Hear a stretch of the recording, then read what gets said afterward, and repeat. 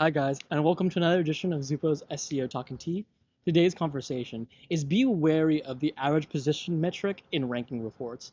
What I specifically mean is a lot of rank tracking tools like Ahrefs, SEMrush, Moz, the whole gamut of them. They all have their rank tracking tools, and usually, and even in Search Console, there is a metric called your average position, and it's something that is usually displayed very large, but actually would be very wary of how much weight you give that metric. So I'm going to go ahead and talk about that today in today's video, but I want to introduce the tea we have today. Today we have a Kimon black tea, which is a tea that I bought 5 or 6 years ago when I wanted to make boba milk tea at home, and I was like a huge fan of it.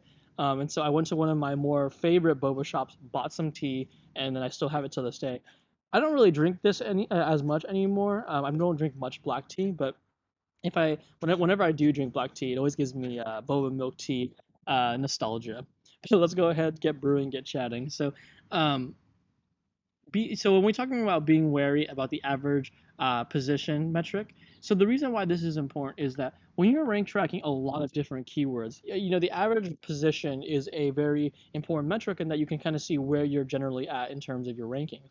But the one thing that you have to be very careful about is the average position metric does not measure two things that could be really important. It depends on your settings. The number one setting that I'm very wary of in Search Console, this is the reason why I don't even use Search Console's metric, is your average position is just the average of all the keywords you may be ranking for, divided by the number of keywords, right? So that's the average. But what I specifically mean here is I have seen instances where our site has grown. We've added a new page or we've added, new sections of the site.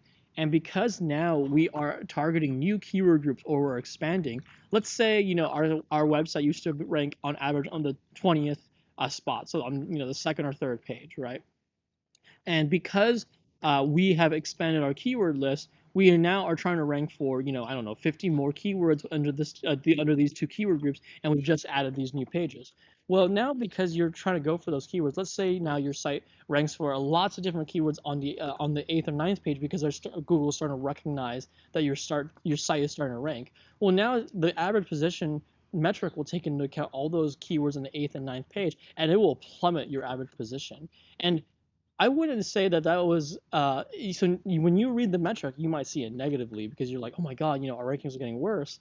But actually, in this case, they're getting better because your keyword library is expanding. So your average position, if you do it as a whole, like totality, it can be really deceiving, or actually, there's just no insight into that metric because there's many keywords that your site will rank for that don't matter to your bottom line, and it's just the normal way of things. Your website will rank for like non-related keywords or just random things that don't really matter, but they will pull down your average position metric. So when you're on Search Console or you're looking at these other reports, if you're looking at the average position metric, be careful about it. If their average position metric takes into account any keyword that you possibly could rank for, it will take into account many keywords that just don't matter to you, right?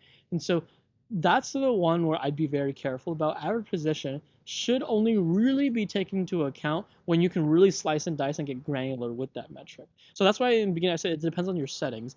Now, let's say you've done a good job and you've organized all your keywords into different keyword groupings, and then now you have average position metrics by keyword group.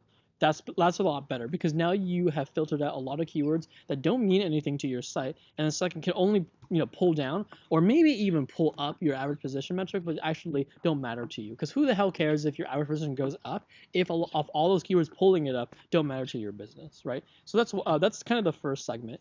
The second segment, now let's say you do have the average position metric, broken down into the different keyword groups. Now what I will say is that the second issue I have with average position metric is it doesn't take search volume into consideration. And if you've done any keyword research, you've probably seen that a lot of keywords follow that 80-20 rule, where 20% of the keywords in your keyword group will account for 80% of the search volume, where a lot of the keywords may have 0, 10 to 50 searches, but your high volume keywords have like anywhere from like 500 to 1,000 or up search volume for that keyword. So the average position chart unfortunately doesn't take that into consideration. It really only looks at all the keywords you have and the average position. So I have seen a lot of reports where our average position looks like it's terrible.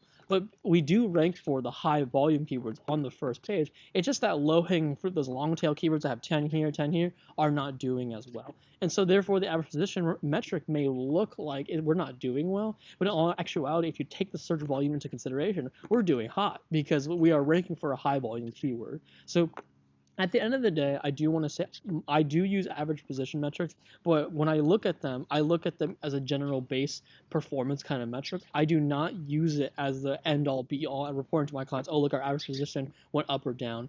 I don't use it in that sense. I just use it more as a guiding light. They're like, oh, okay, like our average position used to be 40, and now we jumped to 41. So we went down a little bit. But I really only pay attention to it when it gets massive. Like, oh, we were on our average position was 40 and now we're at 50. That's a whole page down, so we need to take a look at that, right?